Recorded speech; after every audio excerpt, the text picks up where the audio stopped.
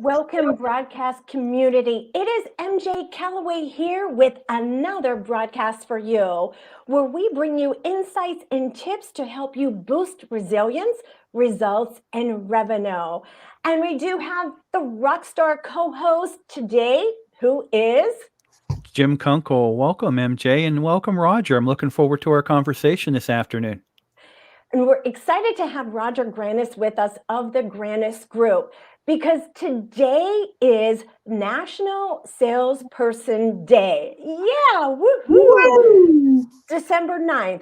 And National Salesperson Day actually started in the year 2000 by a woman named Mara Fleming.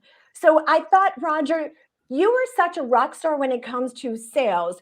We wanted to have you in this broadcast and have a great discussion around what we can do to help salespeople really succeed for their organization. So the first, as everyone knows, right now we are going through the Great Resignation, and there's so much feedback and so many things that have to do with it. What I found really fascinating was you have taken it a step deeper and you did a survey that had to do with sales and salespeople. So can you give me an idea of what, and give our audience an idea of what the survey was, and then what prompted you to do it? Sure. Well, thanks, MJ, and Jim. Thank you, Jim. You're on the monitor over here. Doesn't he look like Mandy Patinkin from Homeland? I think I'm talking to some bad guy in the CIA over here. I'm going to have to look it up because I've never watched the show. So I will look it up and then give you some feedback. He was in, when he was younger, he was in the Princess Bride.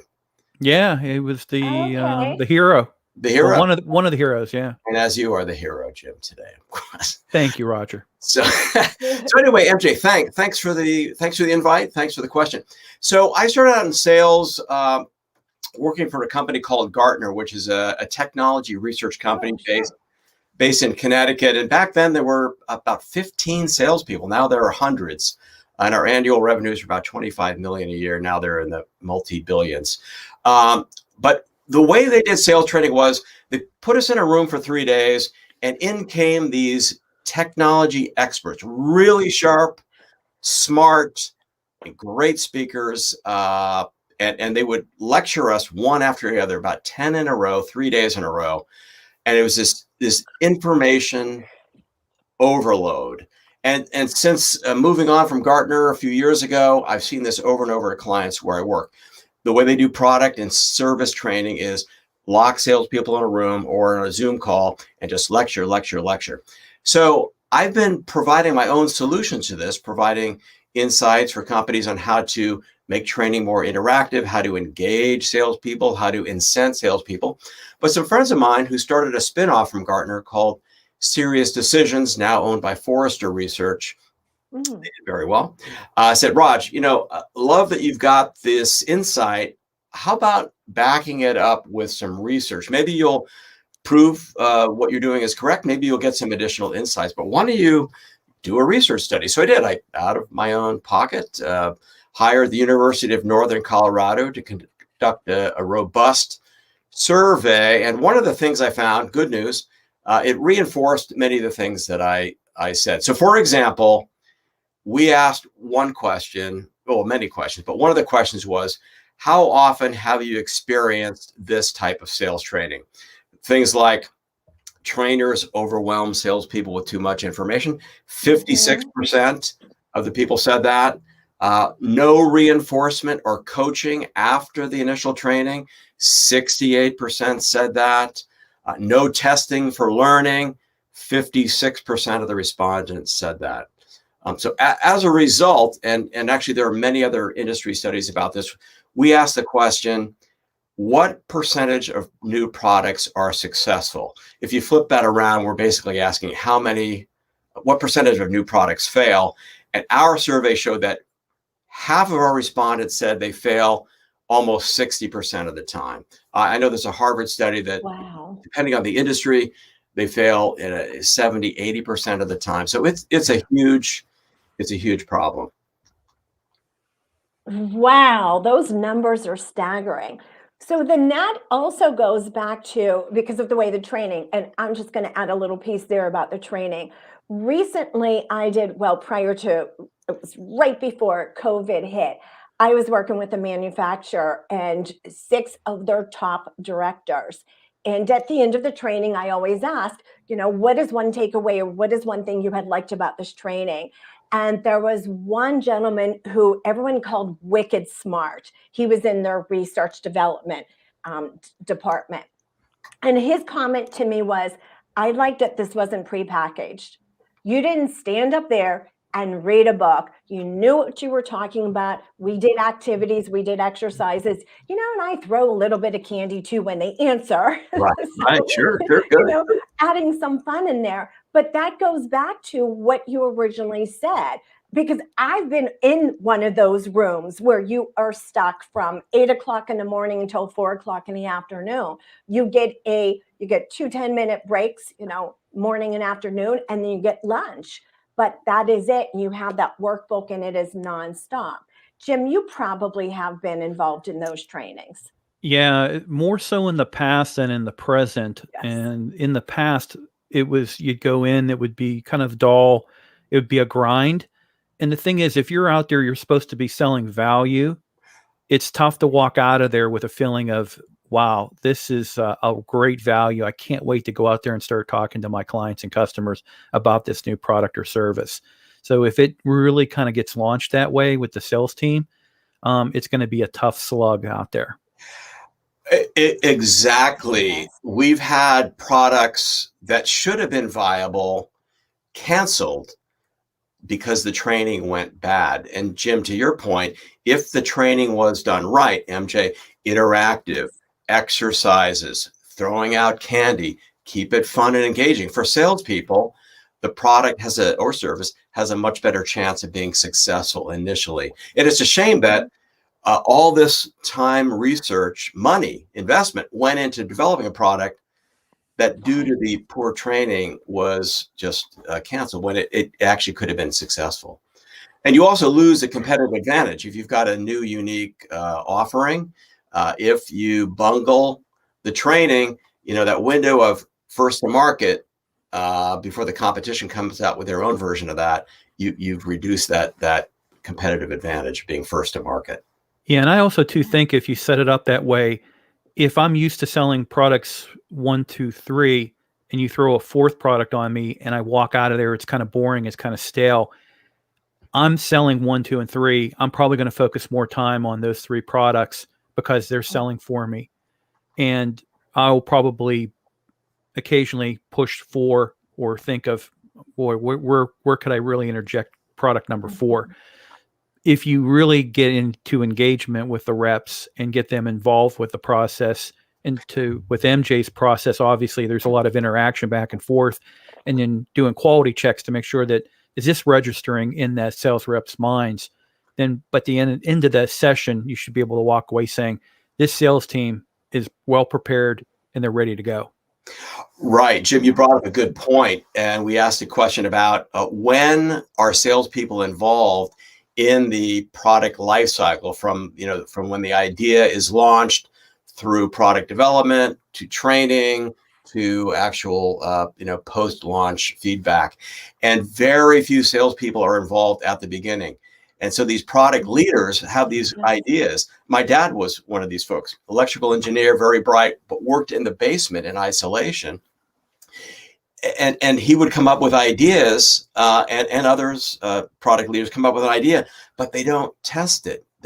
They fall in love with the gadget, and they haven't tested it with the salespeople or the potential client base. Recently I had a guest on my show on Build Out, and we were talking about new product launches. And one of the examples brought up of a new product launch, and it really kind of talks to what you're really kind of laying out there. It was a product that would go to help retrofit expensive mountain bikes to make them perform a certain way. And this was a way to add on to it so that instead of you buying a brand new bike, you could actually upgrade it with this additional add-on. The problem with it was that the bike sales reps out there, the different bike companies that are out there selling this retails. They want to they want to have that person say, no, I need to get a brand new, Yes. more expensive mountain bike than to get this retro kit to upgrade it. And so that product did not launch really well because it did not have that involvement, to your point, with the sales team, because, or what are they going to go after? They're going to try to sell the more brand new expensive bike than sell the upgrade kit for the existing bike, because they're going to make more money, potentially have greater sales. Well, especially if they're commission based. Yes. You know, I mean, seriously, you're going to go for that higher sale than you are going for something that's an accessory. So I always do like to see when a product or service is being thought at, there should be some involvement of sales, because those are things that can be uncovered that maybe it can cause a challenge or an issue. The other thing sometimes, and I'm not, this is not an accusation or anything like that. Sometimes when it comes to product development or service development, the person developing might not understand a market more completely than a sales representative would.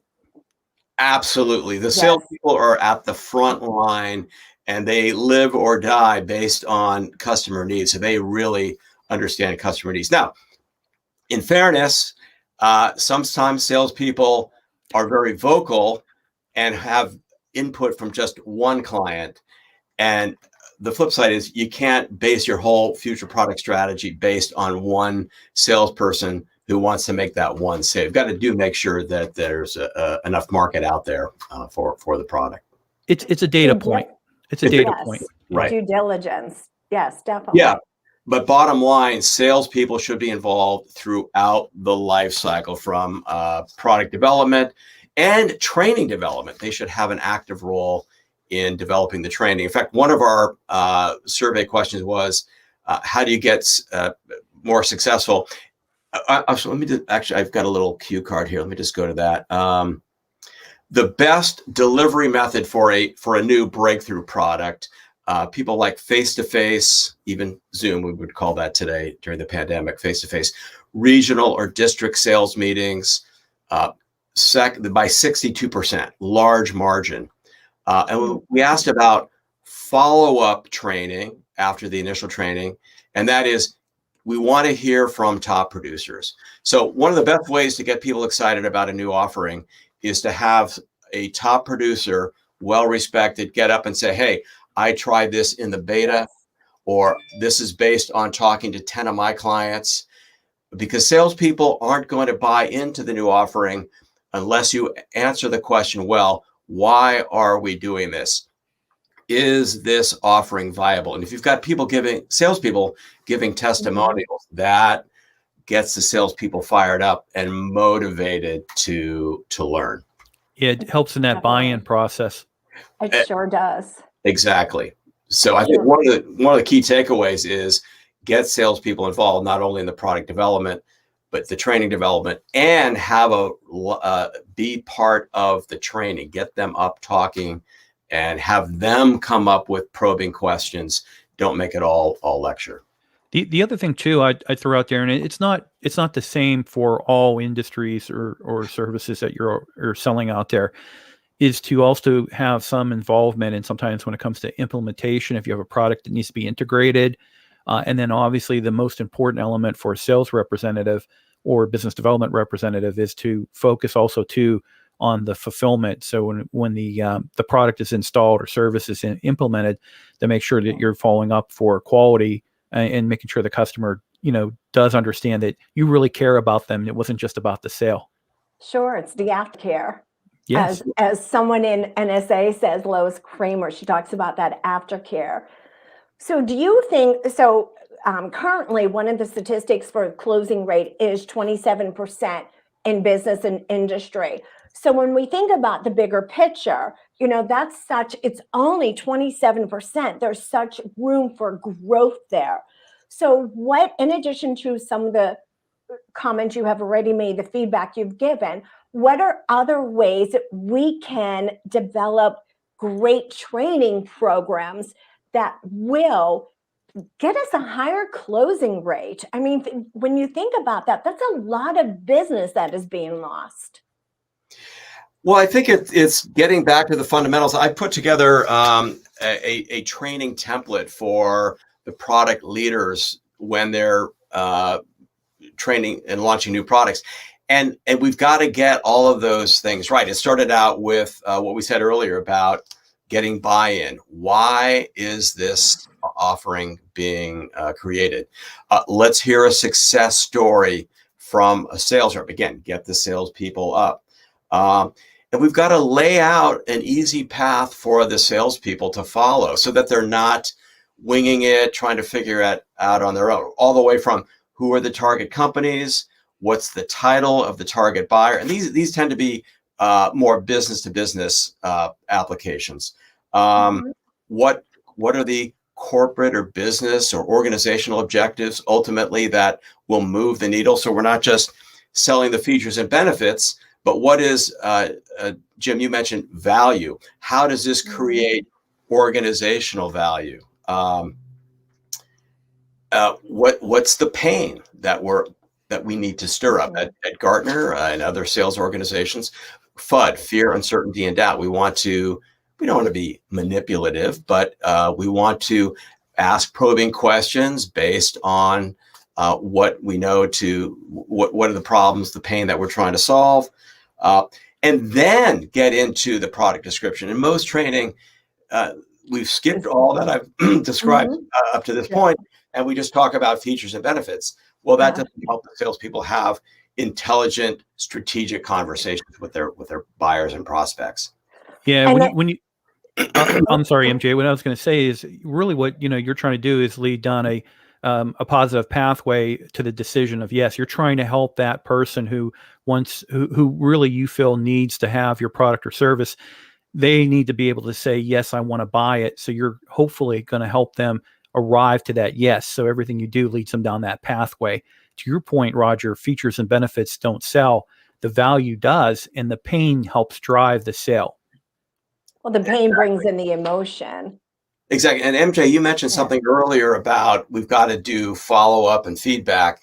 That is also true when hiring salespeople. I know one of the questions we had talked about before we turned the cameras on was how do you recruit and retain salespeople? Well, on the recruiting side, one of the most important things to do is once they say yes, to have a positive experience. So I've worked with clients, very big financial organizations, and I've seen salespeople come in all excited and they have no desk, and we're getting out the 409 to scrub down a surface.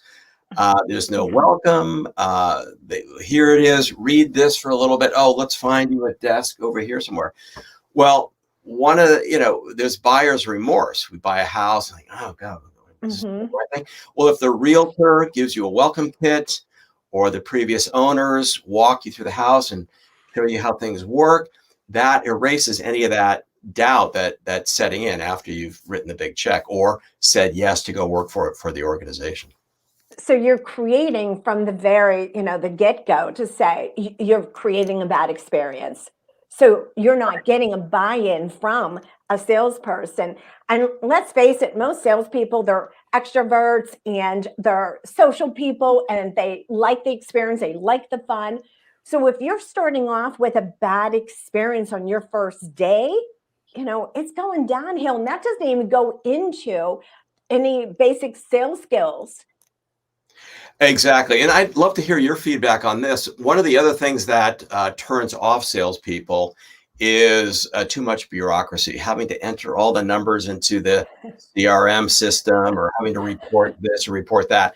Now, we need as an organization to have that, but how do you strike the balance there so that we're not making salespeople leave because it's all paperwork? Oh my goodness, I'm going to jump in on this question because I had a conversation with several of my colleagues recently. I hate CRMs.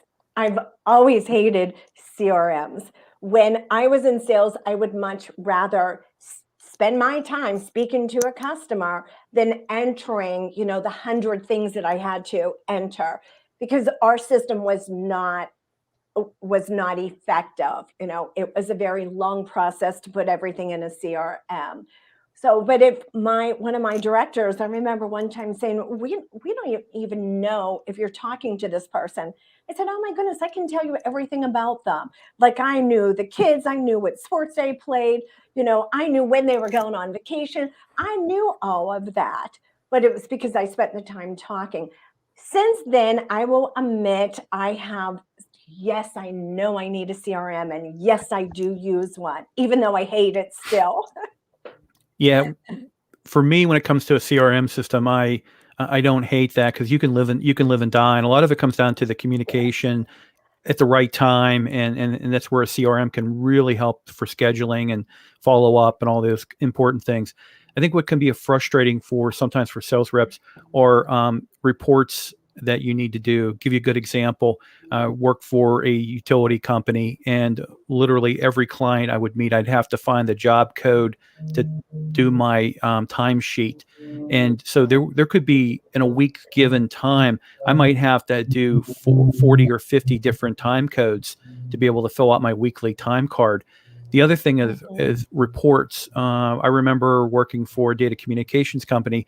We would have to get, and this back in the time of Green Bar. I think both of you remember Green Bars. The Green Bar had all the data. Our job every week, we would have to take that data, crunch it down into some type of an executive summary to give it to our director. What the director would end up doing would be basically collecting that and really not reviewing it. The only time he would review it is if you were late turning it in. Then he would see what you were writing down. And so what ended up happening is we approached the director and we said, listen, everything's in the Green Bar. Everything's reported into the computer system. So you see the dashboard. Why do we need to keep doing the same report? You're already getting that data. And I basically was more like, I just want to make sure everyone's doing their job. Well, there's a lot of other ways to gauge that, not by making us do extra busy work that takes us away from a selling activity. Right. Exactly. That's it. The other thing, so jumping into just maybe some pet peeves here, there was a script that in one of my positions, there was a script, and it would take 3 questions to get to the answer you really needed. Well, I created my own question to give me the answer, one question, those 3 questions. And I can remember my district manager was standing outside my door. I didn't know it. One of my customers had told me. She was standing outside my door listening to me. Afterwards, she says, MJ, you're not using the script. And I said, and I mentioned her name, I am selling more than $1 million a month. Like, I was selling 3 times my sales quota. Like, okay, let's just go with that.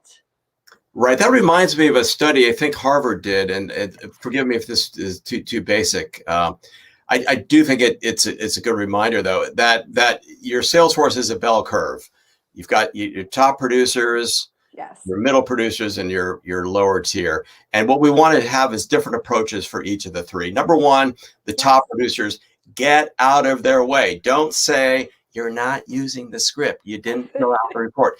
Get out of their way. You want them to leave? Just do those things. The middle tier needs to emulate the top producers. So try to bottle up, figure out what they're doing, and make the training around and coaching around how to get this middle tier to match them. And then the bottom third is, hey, you're probably in the wrong job. Let's coach you out. And it's that middle section.